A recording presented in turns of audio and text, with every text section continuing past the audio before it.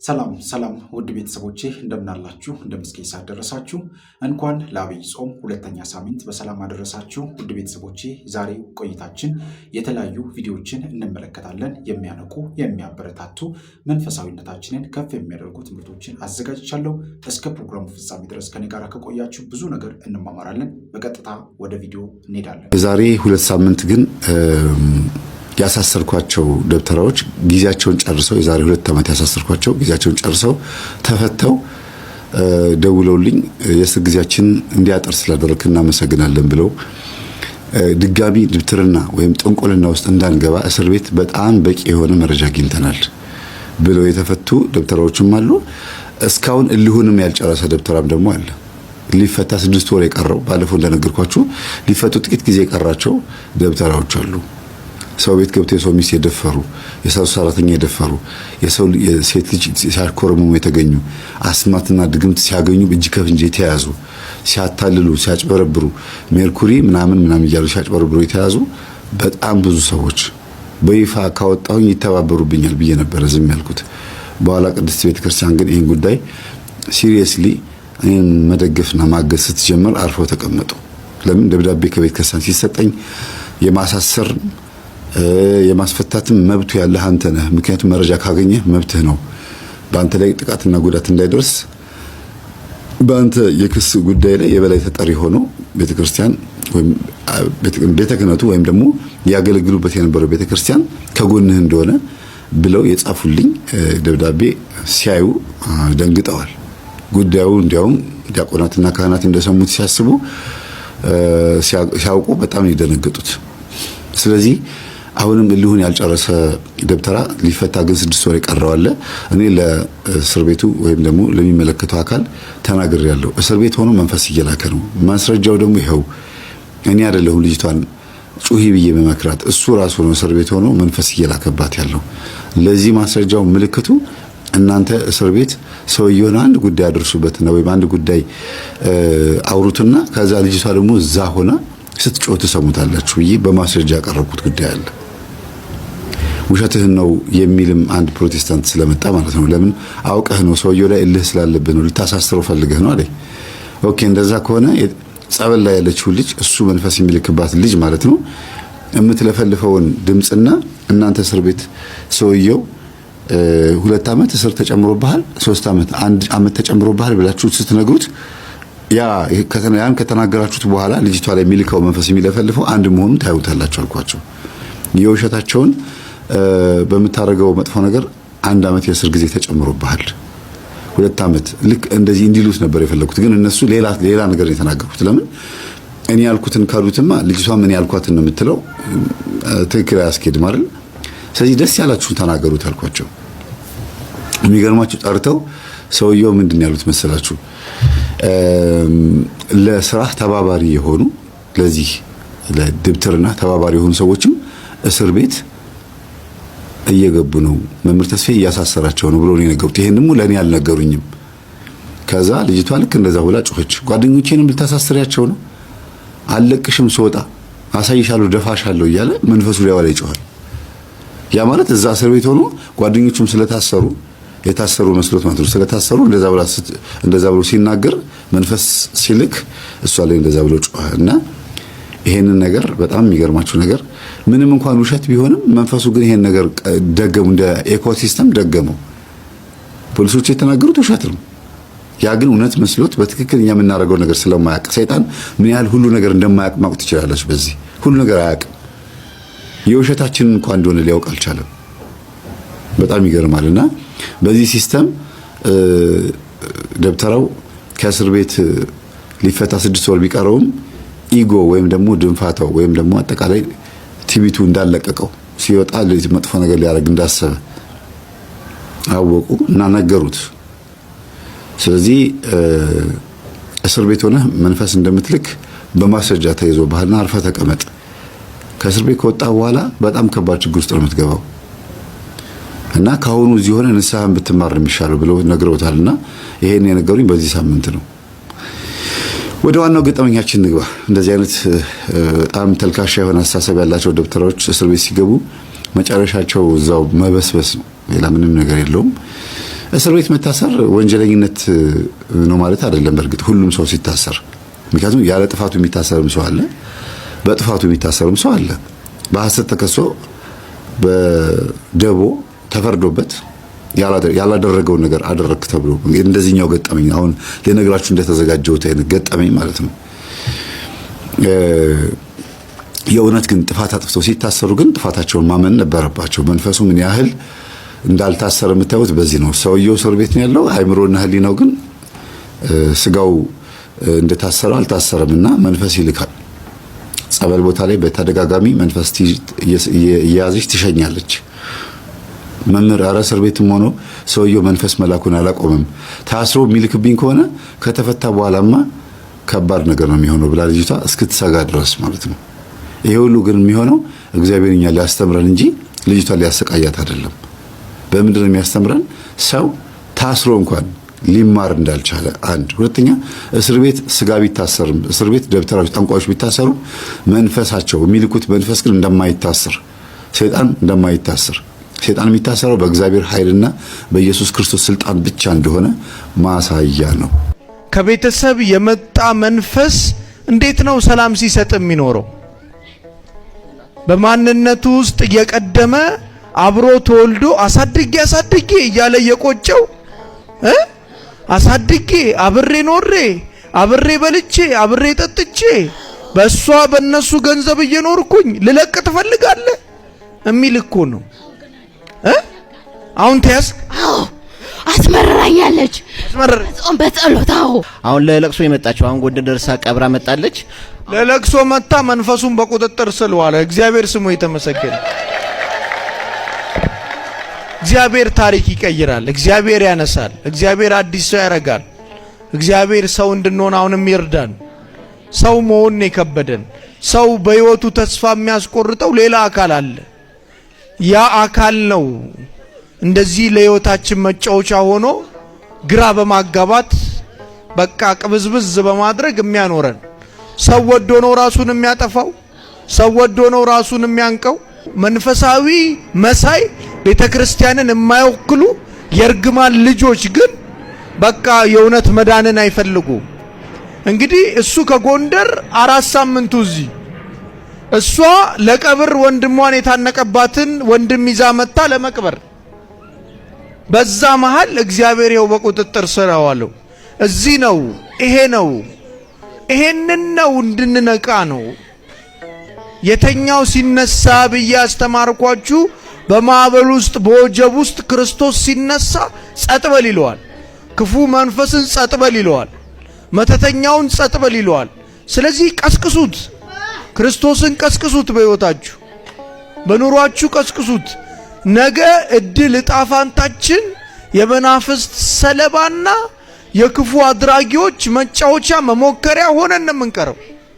አሳድጎ ሰው ልጁን ሲያጣ አያሳዝንም? ልጃችሁን ኮትኩታችሁ አደገልኝ ኖረልኝ ብለው እናቶች አሳድጋችሁ አላያችሁም? በኢንተርኔት በጩቤ ገደላትን። ይሄ የክፉ መንፈስ ቃል ነው። ስለዚህ አሳድገን ውጤት ለልጆቻችን ካልሰጠን ውጤቱ እኮ በዓለም የሚታይ መሆን የለበትም። ተቃጠልኩኝ፣ አቃጠለችኝ። እሷንስ ራሷን አጥፊያት ትላት። ኧረ እሷን በጣም ብዙ አስከፋት ነበር፣ አስመረራት ነበር። ከምንም አይመስላትም። በቃ እግዚአብሔርን ትወዳለች። በቃ እግዚአብሔርን ትወዳለች። በጣም በመረራት ጊዜ ባሰቃየዋት ጊዜ በቃ እግዚአብሔር ሆይ ትልብኛለች። 40 ዓመት እኮ ባልጋ ያሰቃየው ነበር፣ እሱን እኮ አድነዋል። በቃ አሁን ደግሞ በጣም አስመረረችኝ። የትናንትናን እንዳላስብ አርገኝ ትለዋለች። በቃ ትናንትናን እንድረሳ ነገን ብቻ ደግሞ እንድበረታ በርታኝ ስትለው እኔ በቃ ተስፋ አስቆረጠችኝ። በቃ አሁን ደግሞ ገርግሪያት ነበር። ቤተሰብ የመጣ ነው፣ ቤተሰብ የመጣ ነው። ወንድምየውን ታነቅ ያስባለው አንተ ነህ። በልበል ያለው እሱ ነው። መንፈሱ የተወለደ አብሮና ያለው አብሮና ይዞራል። በቃ አብሮና ይዞራል። እቺታ ለሷስ ውስጡን የምታሾኮሽኮ ምንድነው? በቃ ቸግራታለው፣ እንዳትሰራ፣ ሰው ጋር እንዳትጫወት፣ ደስታ እንዳታገኝ፣ ሁልጊዜ እንድትከፋ አረጋት ነበር። በቃ ሁልጊዜ ደስ እንዳይላት አረጋት ነበር። እሷ ግን አትከፋልኝም። በቃ አየ ችግር። እልል በሉ ክርስቲያን፣ እልል በሉ። እውነት የእነሱን ደስታ ማየት እናታቸውም እንዴት እንደሞተች ያውቃል። ተሰቃይታ ጸበል ተሰቃይታ የሞተች ያለ እናት ያለ አባት ያደጉ ልጆች ናቸው። ጎረቤት ናቸው። የእሷ እናትና የኔ እናት ጓደኛዎች ነበሩ፣ በህይወት የሉም። አሁን ደግሞ እነሱን እንዲሆኑብኝ አልፈልግም። ለነሱ ይሄ ጊዜ ስለደረሰላቸው ቅዱስ ገብርኤል እልል በሉልኝ። ይሄ ነው የተቸገረ። አሁን እሱ ለሌላው መዳን ደስታው ነው። እንደዚህ ነው። አሁን እኮ እኛ የክፋታችን ጥግ በጣም ሄዷል። እሺ ተያዝከውን በቃ እኔማ በቃ ፈርቻት ነበረ።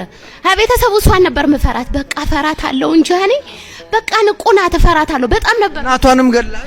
አዎ እናቷን ገለናልኝ። እናቷን ገለናል። ያክስቷን ባል በመኪና አደጋ ገለናልኝ። ብዙ ገለናል። በቃ ብዙ ማጥፋት ነፍስ አጥፍተናል። አዎ ገለናልኝ። ይሄ አብሬ ተወለድክነ ምንድን? እኔ ከልጅነቷ ነው ከቤተሰቧ ነው ያሳደግኳትኝ። አሳድጊያት ነበር። አዎ ልጅነቷ አብራችሁ አብረን ነው ያደግነ። አሁን ምን ነበር እቅድ? እሷ ባትነቃብ ባትጸልይ ባትቀጠቅጥ ምን ለማድረግ ነው? እኔ እሷ እንደምትቀጠቀጠኝ ውሸታም ላረጋት ነበረ። በቃ እኔን እንድታመልክ በቃ ዛሩ ቆሌው ያለች እንድጠራኝ ብዙ ነገር ላስለምዳት ሞክሬ ነበረ። ግን እኔ በቃ በህይወቴ እሷን ማሳት ነበር ስራዬ። እሷን እንደዘሯ አምላኬ ማድረግ ነበር ሐሳቤ። እግዚአብሔር ሰዎች ክርስቶስ ሰው በመሆኑ ጥያቄያችንን ሁሉ ነው የመለሰው። አንዳንድ ጥያቄዎች በትምህርት በቃል ብቻ ብንሰማቸው ላይ ወሃዱ ወይም መልስነታቸው በፈተና ጊዜ በጣም አጥጋቢ ላይሆን ይችላል። አሁን ለምሳሌ ለምን እንደዚህ ያለ መከራ ይኖራል? ለምን እኔ ጥሩ እየሰራው ሰው ለምን አይቀበለኝም? እንደዚህ አይነት ነገር ቢመጣ ክርስቶስ ነው መልሳችን። እሱ አበርክቶ መግቦ እሱ ያን ሁሉ መልካም ነገር አድርጎ መልሱ ምንድነው? ይሰቀላል እንደገና ታዲያ እኛን ያህል መልካም ነገር አድርገናል። እሱ ያ በሽተኞችን ለፈወሰ መልካም ነገር ላደረገ አይደል የተጠላው? በጥፊ ለወጡ ስብሐትና በጥፊ አይደል የተመታው?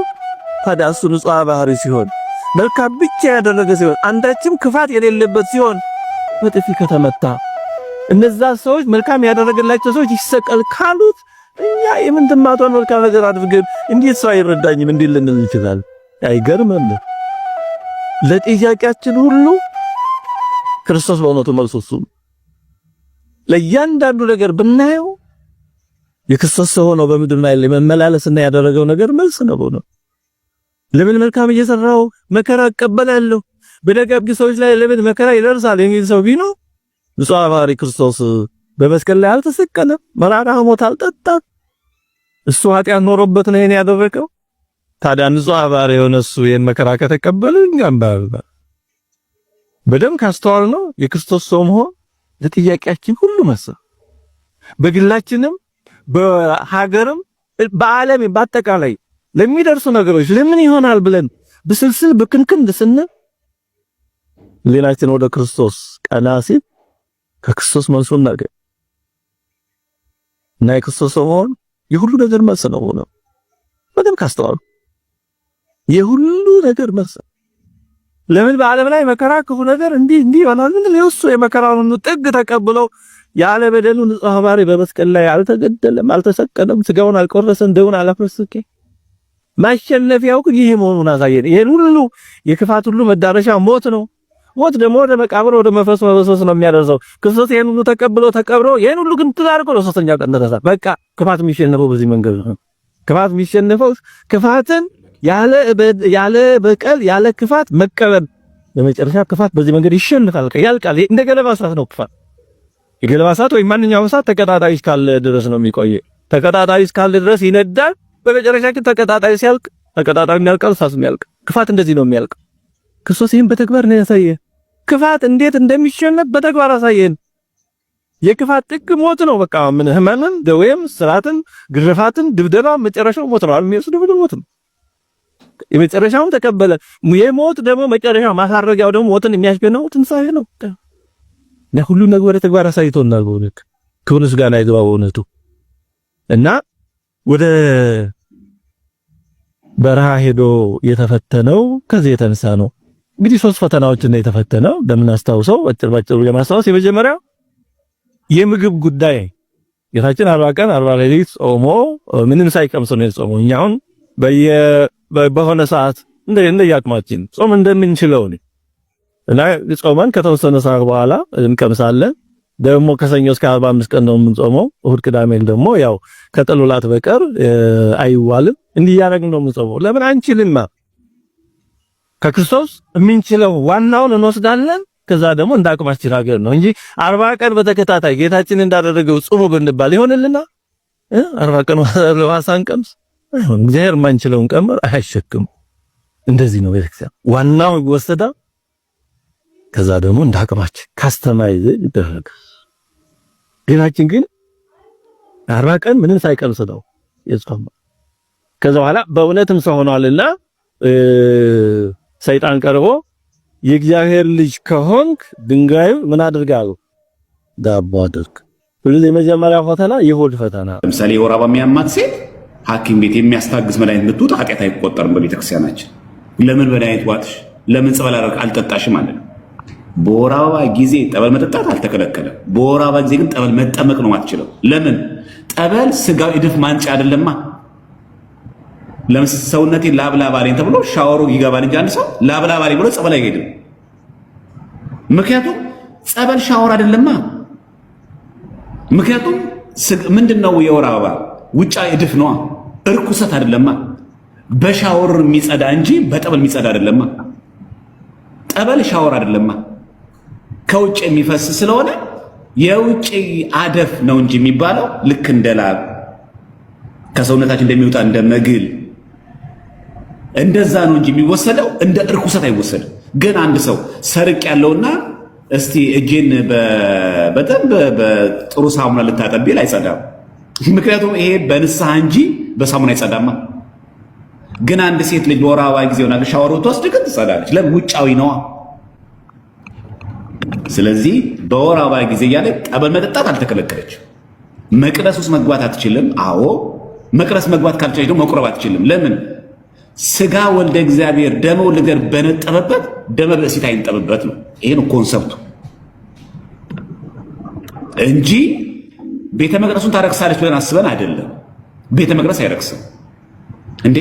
በክርስቶስ ደም የተመሰረተች ቤተክርስቲያን ናት። በአንድ ልጅ የወር አበባ ሴት የምትረክሰው አትረክስም። ግን ምንድነው? እግዚአብሔር ንጹህ ነው፣ ንጹህ ነገር ይወዳል። ስለዚህ ማንኛውም ከሰውነታችን የሚፈስ የወር አበባ ብቻ አይደለም፣ መግል ቢመግል ለሃጭ እያለው በጣም ሰውነቱ ላብላብ እያለው መቅደስ ውስጥ አይገባም። አለቀ። እንኳን የወር አበባ ለምን? ለአክብሮተ ቤተ መቅደስ እንጂ የኛ ላብ ቤተ መቅደስ ስለሚያረክስ አይደለም። የኛ መግል ቤተ መቅደስ ስለሚያረክስ አይደለም። ለአክብሮተ ቤተ እግዚአብሔር ንጹህ ነው፣ ንጹህ ነገር ይወዳል። ይሄ አጋጉ ደግሞ ሽቶ ተቀብተው ያሉ አለ የሚሰነፍጥ ሀገር የሚበጠብጥ ሽቶ ተቀብተው ቤተሰቦች አሉ። ለነሱ ያው ንጽህና ይጠብቁ፣ ግን አይደለም። ማንኛውም አይነት የሚረብሽ ነገር መቀባት ቤተ መቅደስ ውስጥ አይቻልም። ስለዚህ ሽቶን በአግባቡ ገላጭ ስንታጠብ ራሱ በአግባቡ በሚገባ ጠብቀን ነው መግባት ያለብን እንጂ የወር አበባ ማስታገሻ ተብሎ ቅባ ቅዱስ የለንም። በዚህ አጋጣሚ ማለት ነው ማስታገሻው ሕክምና መውሰድ ይቻላል። ጠበል መጠጣት ትችላለች። በተለያዩ መንገዶች መጠቀም ትችላለች እንጂ ለዛ ማስታገሻ ልክ የወር አበባን ልክ እንደ አንድ መጥፎ በሽታ ብላ ቤተክርስቲያን እንደዚህ አታረግም። በዚህ ሴቶች እህቶቻችን እንዳይወሸውዷችሁ ይቅርታ በማርዘሜ እችን በዛው አጽንኦት ልስጥ ብዬ ነው። ችግር የለውም። እሺ ዲያቆን ጊዜ ይስጥልን። ትልቁ ነገር እኛ ስርዓት አለን። ቤተክርስቲያን የስርዓት ቤት ናት። እንኳን የኛ ቤተክርስቲያናችን አይደለም የኔና የደሜ ቤት የዲያቆን ዘማርያም ቤት ስርዓት አለው። የምንወጣበት፣ የምንገባበት፣ የምንመላለስበት ስርዓት አለው። ስርዓተ ቤተክርስቲያን ነው የምናወራው። ኦኬ ዶግማ ነገርና ስርዓተ ቤተክርስቲያን ለዩ። አሁን ትልቁ ነገር ይሄ ነው። እስካሁን እያወራን ያለነው ምንድነው? ስርዓተ ቤተክርስቲያን ይባላል። አንድ ክርስቲያን በቤተክርስቲያን ሲመላለስ ይጠብቀው የሚገባው ስርዓት ማለት ነው። እኔ ቤት ስትመጡ የምትጠብቁት ስርዓት አለ አይደል? መቼም እኔ ቤት አንድ ሰው መጥቶ ራቁቱን አይመላለስም። ይመላለሳል? አይመላለስም። ስርዓት አላ። የኔን ቤት ስርዓት እያስከበርኩኝ የእግዚአብሔር ቤት ስርዓት ሲሆን ምን ችግር አለው የሚባል ነገር የለም። እኔ ቤት መጥተህ ምን ችግር አለው የማትል ሰው እግዚአብሔር ቤት ሲደርስ ምን ችግር አለው እንደፈለግኩን ካልክ ይህ አያስኬድም። እኛ ስርዓት አለን። እኛ ኦርቶዶክሳውያን ባይዘው እንደፈለግን መፈንጨት መዘል አንችልም። የምንፈነጭ የምንዘል ከሆነ እንወቀሳለን፣ እንገሰጻለን። እንደፈለግን መሆን አንችልም። ስለዚህ የአምልኮ ስርዓት አለን፣ የንስሐ ስርዓት አለን፣ የዝማሬ ስርዓት አለን፣ የማህሌት ስርዓት አለን። ስርዓተ ማለት አይደለም ነው ስርዓት ስላለው እኮ ነው። ቅዳሴ ራሱ እኮ ስርዓተ ቅዳሴ ይባላል። ስለዚህ አሁን እያወራናላችሁ ያለው ስርዓት ነው። ስለዚህ ኦርቶዶክሳዊ ስርዓት አለ። ዝም ብለን እንደፈለግን አንሆንም፣ አንፋንንም። ስርዓት ያለንን፣ ቀኖና ያለንን፣ ዶግማ ያለንን፣ ቅዱስ ትውፊት ያለን ሰዎች ነን። ስለዚህ በቤተክርስቲያናችን እንዴት ነው የምንመላለሰው? ይኸው ለምሳሌ አንድ ሴት ልጅ በወር አበባ ልማድ ላይ ያለች ጸበል መጠጣት አትከለከልም። መጽሐፍ ቅዱስ ማንበብ አትከለከልም። ውዳሴ ማርያም መጸለይ አትከለከልም። ከምስጢራት ግን መፈጸም አትችልም። ለምን?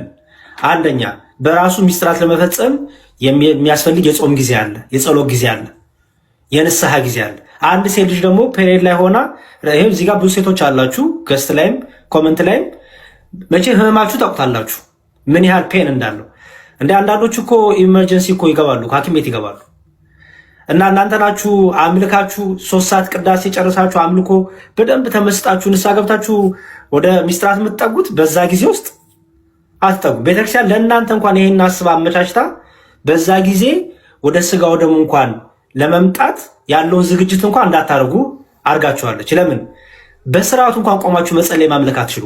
የሆርሞን ለውጥ አለ፣ የሰውነት ለውጥ አለ፣ በጣም ብዙ የኢሞሽን ለውጥ አለ።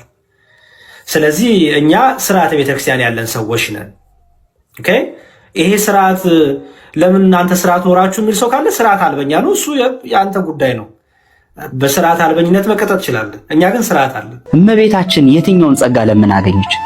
ሁሉ የተሰጣት በዝምቷ ውስጥ ነው። አንድ ቀን ስለ ራሷ ለምን አታውቅም? የእርሷ ጭንቋ ሌላው እንዲሞላለት፣ የእርሷ ጭንቋ የተጣመመበት እንዲቀናለት፣ የእርሷ ጭንቋ የሌላው ህይወት ቀንቶ ማየት ነው። ያው እናትም አይደለች? ትክክል። እናት መች ለራሷ ሳስታ ታውቃለች? እናት መች ለራሷ ተጨንቃ ታውቃለች?